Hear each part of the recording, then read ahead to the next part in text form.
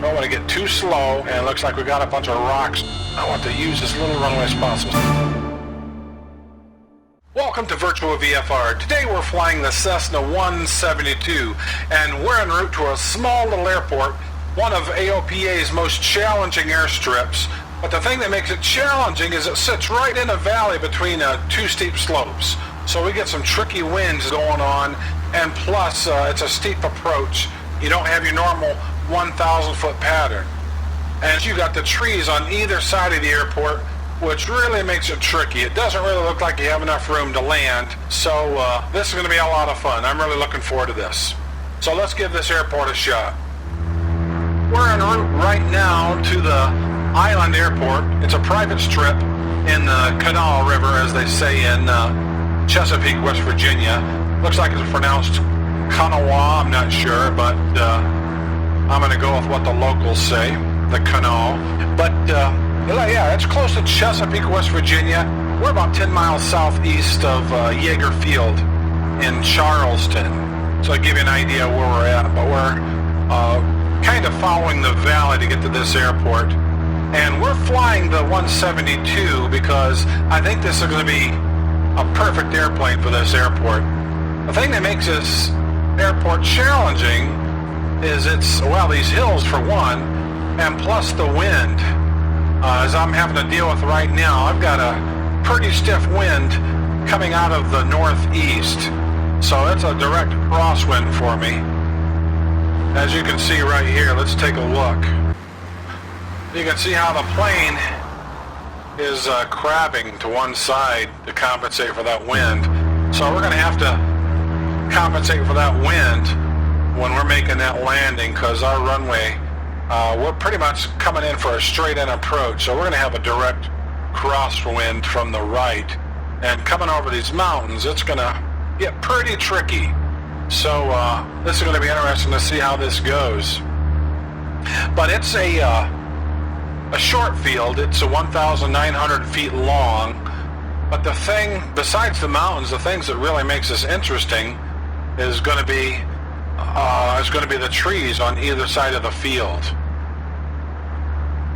So between the wind, the high mountains all the way around the field, and the short field, and the trees, this is going to be pretty interesting. Now, I think the Cessna 172 is going to be the perfect plane for this, because we certainly have the power to overcome any major turbulence around these mountains. And then also, if we have to make a steep approach, we've got plenty of flaps to allow us to make that steep approach. So I'm just starting to see the field right in front of us. So I'm going to go ahead and shoot for a straight-in approach, which I'm thinking, what would be maybe runway 33? Yeah, I'm going to say runway 33. I'm going to start slowing down and get ready for this approach. So you can see the trees on either side of that strip. I think you can see the island by now, right there in the middle of that river. So we're going to have to deal with those trees and not get our wingtips caught up in that. Also, we got to watch the trees and the mountains on this side not to get caught up in that. But with that wind coming from the right side, as it rolls down those mountains, it's wanting to push us down. So I'm having to fight with that quite a bit. So I got to get slowed down here some more. So I'm going to start bringing in some flaps.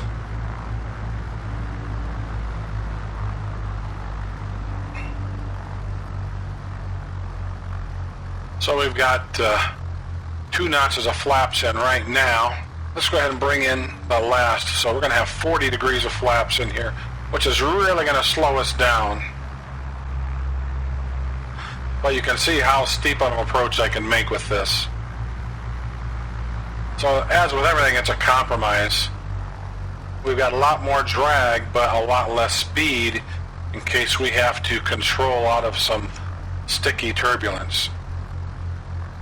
And hopefully the neighbors don't get too picked off by this approach here. They're probably used to it, I'm sure. But that's the only way to get to this island is either by boat or by airplane. Of course, I suppose, to see how close it is. I'm sure you could swim there too. Alright, I gotta concentrate on what I'm doing here.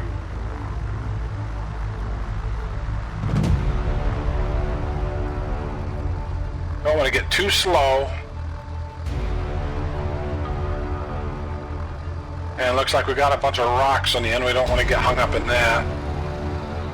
But I want to use as little runway as possible. So I'm slipping here.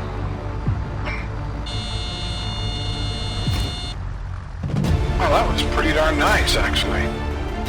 That was pretty darn nice. I'll take that. Yeah, I'll take that.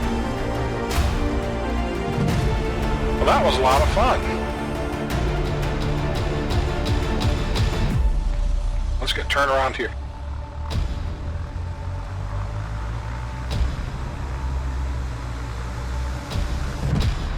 Yeah, that was a lot of fun there. Well, let's taxi down here to the end, and let's try a takeoff from this airport, just for the heck of it. And we will thread this plane between these trees if we can. So this could be interesting. I want to give myself as much room as possible, so I'm gonna get all the way down here to the end. All right.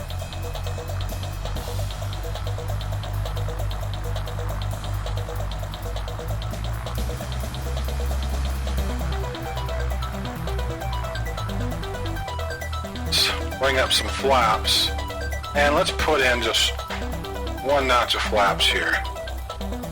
And let's see how this goes. Full power. I got that crosswind to deal with. I got to keep those ailerons turned into the wind. And I don't want to hit those trees, so... And I don't want to hit this hill either. Alright, we're off the ground. Gotta keep it... Oh. I don't know. I'm gonna say... That looked like my wing went into the trees. That can't be accurate. Those trees looked awful close together. Well, either way, I'm flying and I'm still alive, so I guess that's one of the good things about a simulator is you can screw up pretty bad and still walk away from it. So, like I say, I don't know how accurate that is. Those trees looked awfully close together. Don't know. What do you think? Well, anyway, that was a lot of fun. So thanks for watching Virtual VFR, and until the next video, take care. I will see you later.